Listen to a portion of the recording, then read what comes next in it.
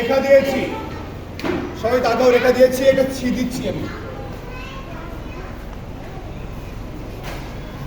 এটা সি দিয়েছি, এটা ডি দেব, এই এখানে ফাঁকা রাখলাম, বুঝতে পেরেছ? দেখো এবার এই রেখা দিয়েছি, সি দিয়েছি, ডি দিয়েছি, এটা ফাঁকা ছিল এবং করে দিয়েছি একটা, এটা মুছে ফেলবো আমরা।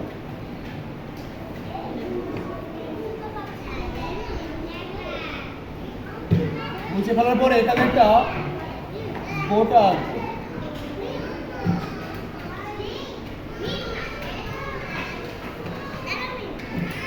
যদি ফলো দুই পাশে দেবে দুইটা পাতা অথবা এক পাশে একটা দিলে হবে।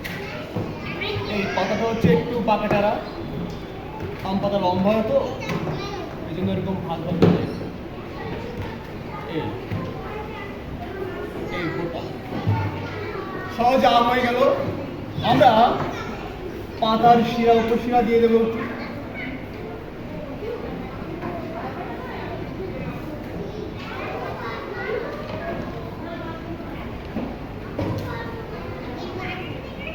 আমের পাতা এবং শিরা।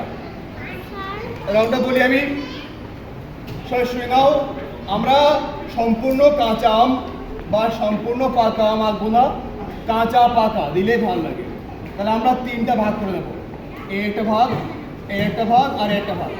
এই দাগ কিন্তু তোমরা দেবে না, এই দাগ তোমরা দেবে না, ঠিক আছে?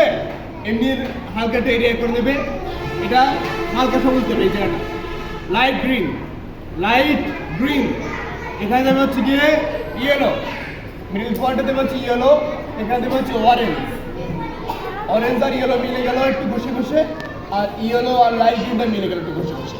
তাহলে এপাশে একটু কাঁচা, এপাশে মিডল পয়েন্টে পাকা শুরু হয়েছে, এপাশে পাকা পেকে যাচ্ছে আর কি, এরকম।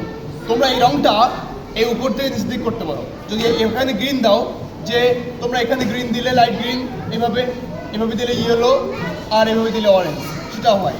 মানে উপর থেকে নিচের দিকে যদি কালার করো সেটা হয়, এক সাইড দিয়ে করলেও সেটা হয়, ঠিক আছে? এই বোটা হচ্ছে গিয়ে একটু খয়েরি সবুজ মিলিয়ে দেবে, ভালো লাগবে। সম্পূর্ণ সবুজ না দিয়ে একটু খয়েরি একটু সবুজ, মানে বাদামি আর সবুজ মিলিয়ে দেবে, সুন্দর লাগবে। এই বোটাটাও তাই।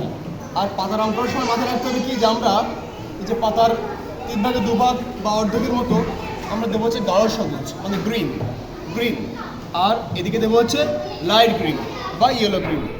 এই এটা মিশিয়ে দেবো একটু, দেওয়ার পরে এই দাগগুলো দেবো হচ্ছে পেন্সিল দিয়ে, 4B বা 6B দিয়ে করলে বেশি ভালো হয়।